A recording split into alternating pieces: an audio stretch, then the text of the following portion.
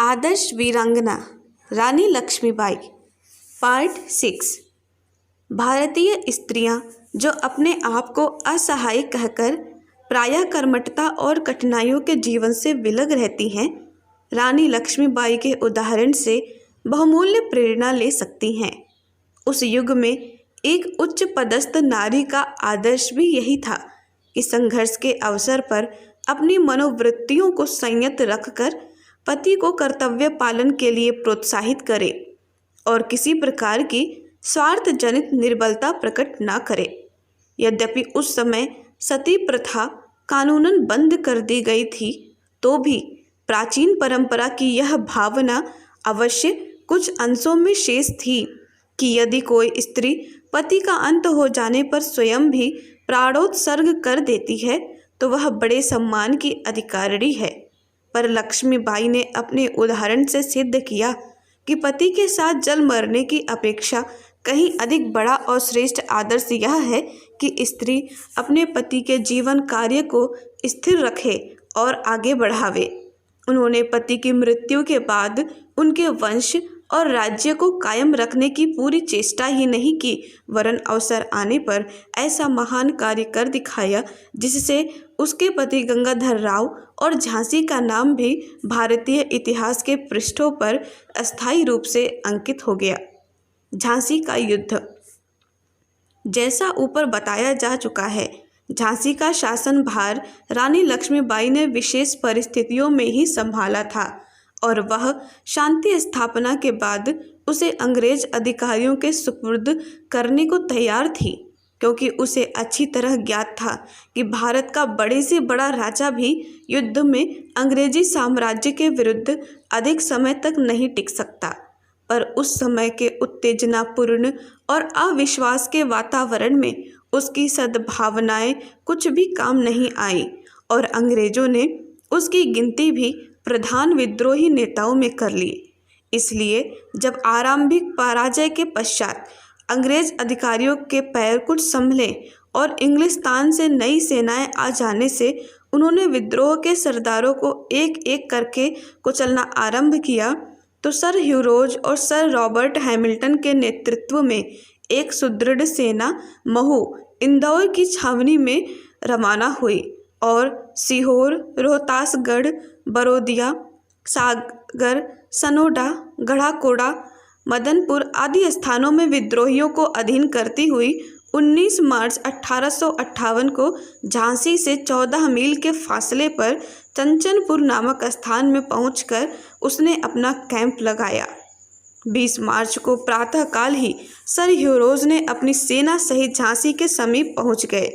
उनके सिपाहियों की संख्या तो कम थी, पर वे नए हथियारों से सुसज्जित, अनुभवी और अनुशासित थे। इधर रानी ने भी उनका मुकाबला करने की जोरदार तैयारी की थी।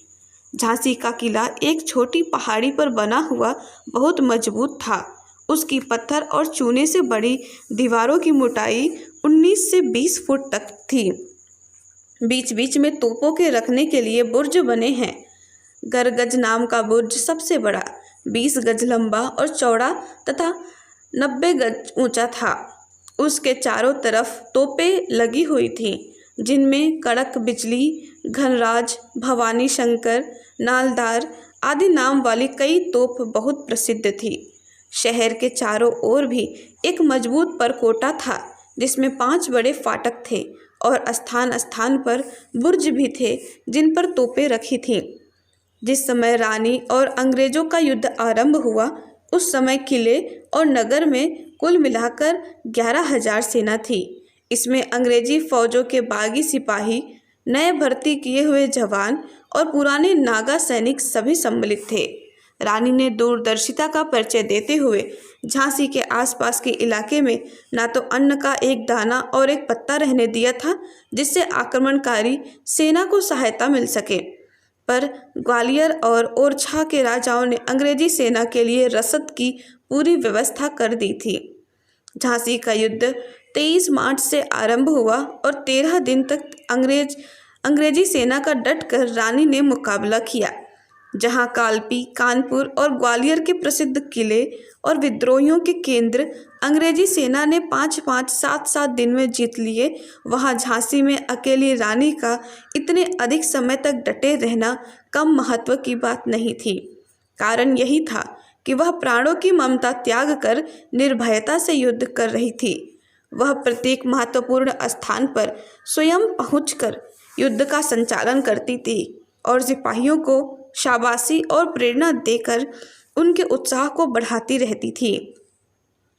जब अंग्रेजी तोपों की गोलाबारी से किले की दीवार एक स्थान पर टूट गई तो रानी के नेतृत्व में स्त्रियों और बच्चों ने घंटों तक परिश्रम करके उसकी मरम्मत कर दी।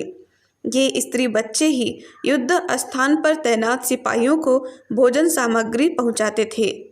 रानी ने अपनी सहायता के लिए नाना साहब के सेनाध्यक्ष तात्या टोपे को बुलाया।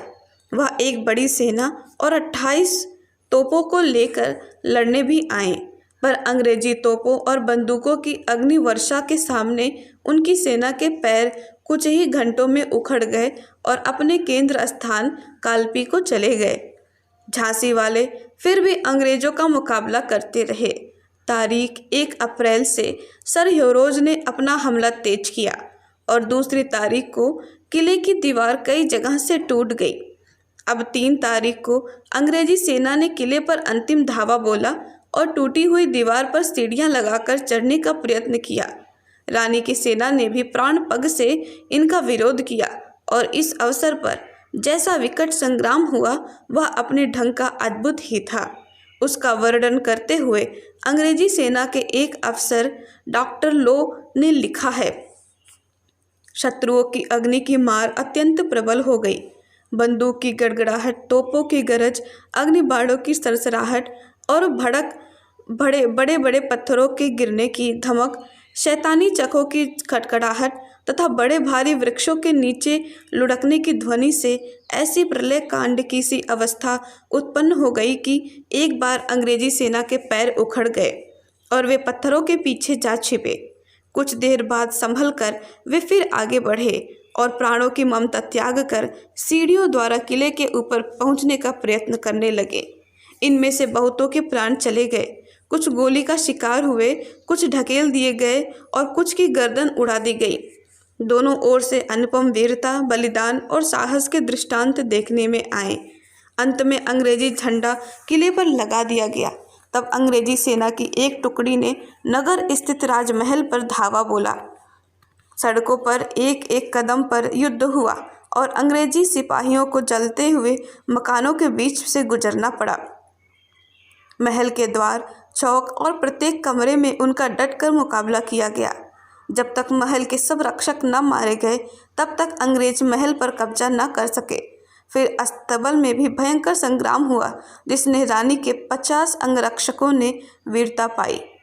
इस समय रानी की वीरता को देखकर समस्त झांसी अंग्रेजी सेना की विरोधी बन गई थी और जनता के हजारों पुरुष, स्त्री, बच्चे भी किसी न किसी तरह इस संघर्ष में रानी का साथ दे रहे थे। पर जब 3 अप्रैल को किले और महल दोनों पर शत्रु का अधिकार हो गया तो सरदारों और मंत्रियों की सलाह से यह तय किया गया कि अब कालपी पहुंचकर अन्य विद्रोहियों के साथ मिलकर अंग्रेजों का मुकाबला किया जाए।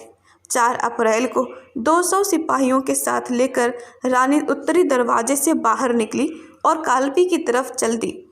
इस तरफ अंग्रेज ठीक तरह नाकेबंदी नहीं कर पाए थे। रानी ने इस समय मर्दाना पोशाक पहन रखी थी, शरीर पर अंगरखा, पैरों में पाजामा, सिर पर साफा, कमर में तलवार धारण कर अपने सफ़ेद घोड़े पर सवार वह एक नवयुवक की तरह ही जान पड़ती थी। अपने दत्तक पुत्र दामोदर राव को उसने अपनी पीठ पर पटके से बांध रखा था। जब अंग्रेज अधिकारियों को रानी के बाहर निकल जाने का पता लगा तो उन्होंने कुछ सवार कप्तान वाकर की अध्यक्षता में उसे पकड़ने को भेजा। झांसी से 21 मील की दूरी पर भाडेर के पास वाकर रानी के पास पहुंचा। रानी अपना घोड़ा लौटाकर उससे 100 टक्कर ली और धराशायी कर दिया। झांसी से कालपी की दूरी 102 मील है। इसे रानी ने 24 घंटे में पार कर लिया। उस समय नाना साहब के भतीजे राव साहब, तात्या टोपे, बांदा के नवाब आदि पर वही एकत्रित हुए। वे सब रानी को देखकर बहुत प्रसन्न हुए और सब मिलकर अंग्रेजों से लड़ने की योजना बनाने लगे। वानपुर, शाहगढ़, जिगनी आदि के राजा भी अपनी सेनाएं लेकर कालपी आ गए और उस समय वह विद्रोहियों का सबसे बड़ा केंद्र बन गया। हमारे YouTube चैनल को सब्सक्राइब करें और बेल आइकन को दबाकर ऑल पर क्लिक करें ताकि नोटिफिकेशंस आपको मिलती रहें।